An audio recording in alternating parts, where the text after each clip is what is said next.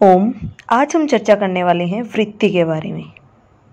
पर पहले देख लेते हैं कि कल हमने क्या पढ़ा था। तो कल हमने जो पढ़ा था वो है डेफिनेशंस ऑफ योगा। सबसे पहले हमने महर्षि पतंजलि के अनुसार डेफिनेशन पढ़ी थी, योगश्चित्त वृत्ति निरोध, अर्थात चित्त की वृत्तियों का निरोध या उनको खत्म करना ही योग है।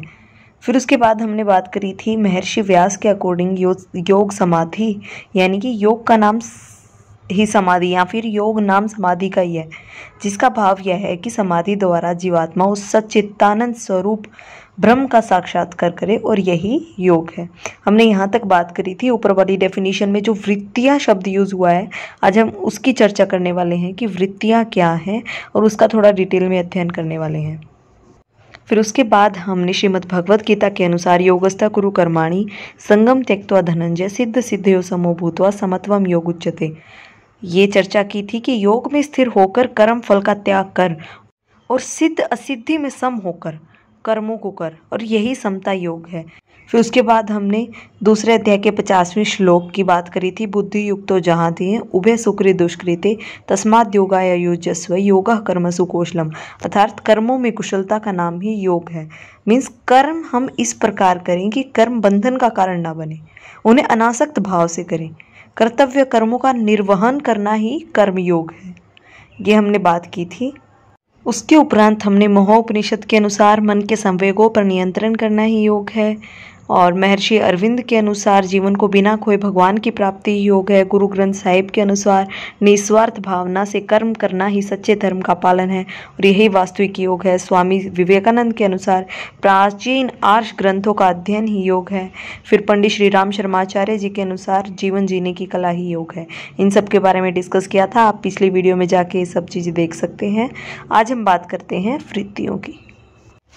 महर्षि पतंजलि इन वृत्तियों को समझाते हुए कहते हैं कि जब इन वृत्तियों का सर्वथा अभाव हो जाता है, सर्वथा अभाव मतलब ये नाश हो जाती, खत्म हो जाती, वृत्तियां खत्म हो जाती हैं, वृत्तियां शून्य हो जाती हैं, तभी आत्मा अपने स्वरूप में अवस्थित होती है। मतलब तभी आत्मा अपने जो उसका स्वरूप है, जो रियल में है आत्मा, जो रियल में आत्मा का स्वरूप है, उसमें अवस्थित होती है। क्योंकि जब आत्मा का संयोग वृत्तियों के साथ में होता है, क्योंकि जब आत्मा ना वृत्तियों के साथ मिलती है, तब आत्मा वृत्तियों के साथ मिलकर वृत्तियों के समान ही अन्य वस्तुओं को देखती है। इसका एग्जाम्पल हम इस तरह ले सकते हैं कि जैसे हम मूवीज़ देखते हैं आजकल, वैसे तो कुछ ऐसा है नहीं, पर मैं बता रही हूँ कि इसका एग्जाम्पल लेते हैं कि जब हम जैसे मूवीज़ देखते हैं आजकल, तो हम उस कैरेक्टर में अपने आप को देखने लग जाते हैं। कोई मूवी देखते हैं तो हम उस कैरेक्टर में इतना घुल मिल जाते हैं, हमें लगता है अगर किसी को दिखा रहे हैं कि कोई खाई में गिरने वाला है तो हमें लगता है कि हम ही गिरने वाले हैं। तो उसी तरह आत्मा भी स्वयं को नहीं देख पाती, वृत्तियों के साथ मिलकर वृत्तियों के समान ही अन्य वस्तुओं को देखती है। मतलब आत्मा को लगता है कि वो वृत्तियां ही है और वो वृत्तियों के अनुसार ही अपने आप को देखने लग जाती है।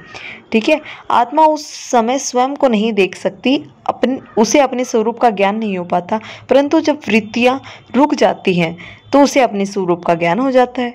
इसे इस प्रकार से समझा जा सकता है, जिस प्रकार अपना स्वरूप आईने में देखें तो उसके आसपास की सभी वस्तुएं दिखाई देती हैं, किंतु इन्हें तो आंखें देख रही हैं, वह नहीं दिखाई देती हैं, तथा देखने वाली आंख को देखने पर फिर अन्य कुछ नहीं दिखाई देता है।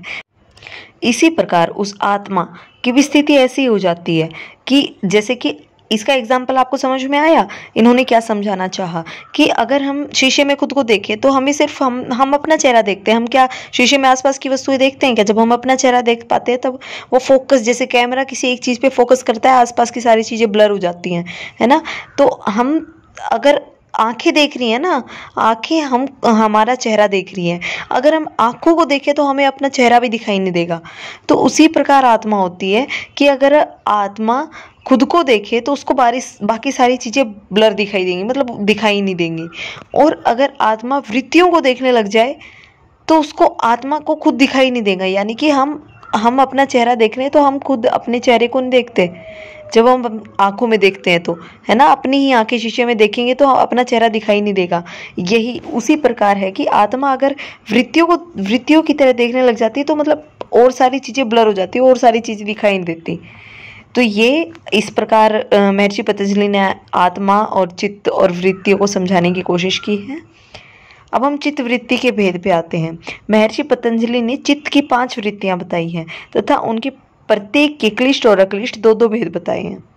उन्होंने सूत्र के माध्यम से, पहले अध्याय के 5वें सूत्र के माध्यम से बताया है कि वृत्त्य पंचत्यः क्लिष्टा अक्लिष्टा, अर्थात वृत्ति 5 प्रकार की है तथा प्रत्येक के क्लिष्ट और अक्लिष्ट दो दो भेद हैं। अगर हम वृत्ति की बात करें तो इसका जो नामकरण है या फिर शाब्दिक अर्थ की बात करें तो वृत्ति शब्द वृत्त वर्तने धातु में ती प्रत्यय लगाने से बनता है और जिसका अर्थ होता है बर्ताव करना या गोल घूमना।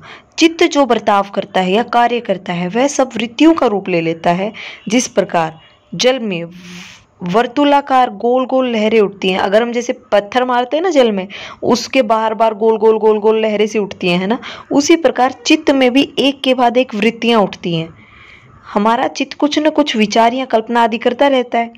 चित्त किससे बनता है? मन, बुद्धि और अहंकार से बनता है ना। तो चित्त कुछ न कुछ विचार या कल्पना आदि करता रहता है। बाह्य विचार जो हमारे चित्त में हलचल या परिणाम उत्पन्न करते हैं, इन्हीं परिणामों को वृत्तियां कहते हैं। बाह्य विचार कैसे हुए? जो भी हम बाहर से इंद्रियां जो हमारी देख रही हैं, उससे जो हमारे मन में जो विचार हो रहे हैं, विचार उत्पन्न हो रहे हैं, उन्हीं को वृत्तियां कहते हैं, उन्हीं परिणामों को वृत्तियां कहते हैं। अब आप कहेंगे कि इंद्रियां क्या होती है? इंद्रियों का विषयों से संपर्क में आने से वृत्तियां उत्पन्न होती हैं। अब इंद्रियां क्या होती है? इंद्रियां 5 इंद्रियां होती है, 5 ज्ञानेंद्रियां, 5 कर्मेंद्रियां होती है। ठीक है, कर्मेंद्रियां मतलब जिनसे हम कर्म करते हैं, ज्ञानेंद्रियां जिससे हम ज्ञान प्राप्त करते हैं। ठीक है, इससे हम समझ सकते हैं। ये थोड़ा हिंट है समझने के लिए, हमें याद रहे इसके लिए।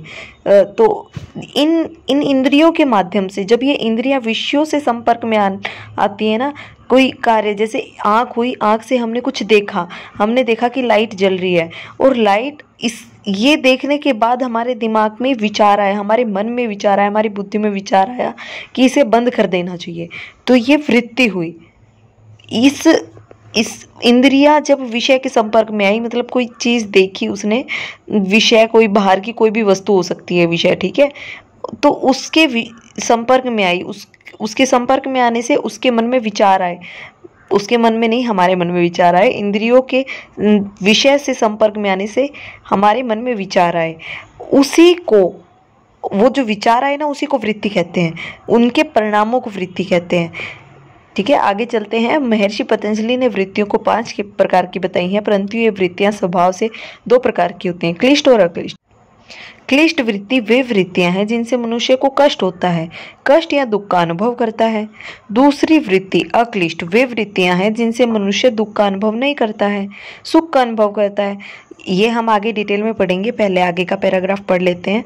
अतः पहली वृत्ति को क्लिष्ट अर्थात दुख प्रदान करने वाली, क्लिष्ट मतलब काली या दुख प्रदान करने वाली, इससे हम अर्थ, शब्द से ही अर्थ निकाल सकते हैं ना, अर्थात दुख प्रदान करने वाली। उदाहरण स्वरूप इसे इस प्रकार समझ सकते हैं, जब हम कोई अच्छा दृश्य जैसे सुंदर उद्यान या अपनी पसंद की वस्तु को देखते हैं तो हम प्रसन्न होते हैं, मन में प्रसन्नता उत्पन्न होती है, चित्त में अच्छे व सकारात्मक विचार घूमने लगते हैं।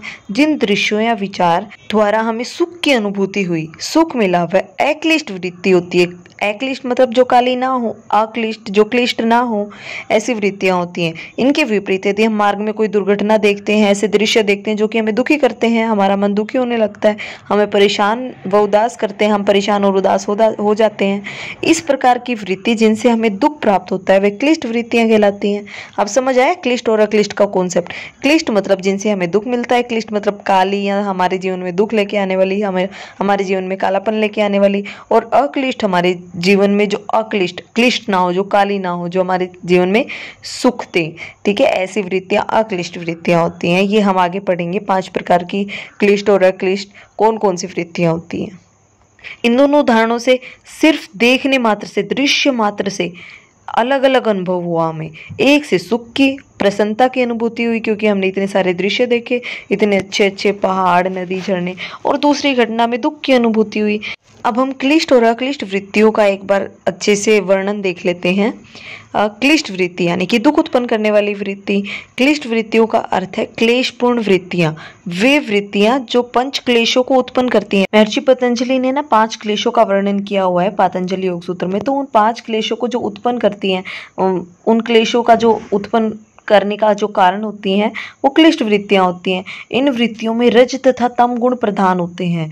रज, तम, सम, ये 3 गुण होते हैं। इनके बारे में हम अगली वीडियो में या फिर कभी और चर्चा करेंगे, पर अभी के लिए फिलहाल ये समझ लेते हैं कि सत्व गुण जो होता है वो अच्छा होता है और रज और तम गुण जो होते हैं वो अच्छे नहीं होते हैं।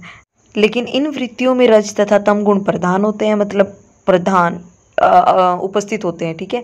तथा मनुष्य को विवेक ज्ञान से दूर ले जाते हैं। विवेक ज्ञान का भी वर्णन पातंजल योग सूत्र में मिलता है।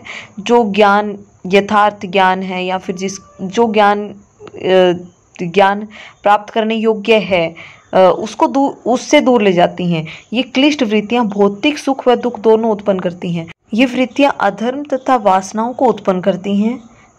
इन्हीं वृत्तियों के कारण मनुष्य संसार चक्र में फंसा रहता है। संसार चक्र का वर्णन भी हमें कल मिला था।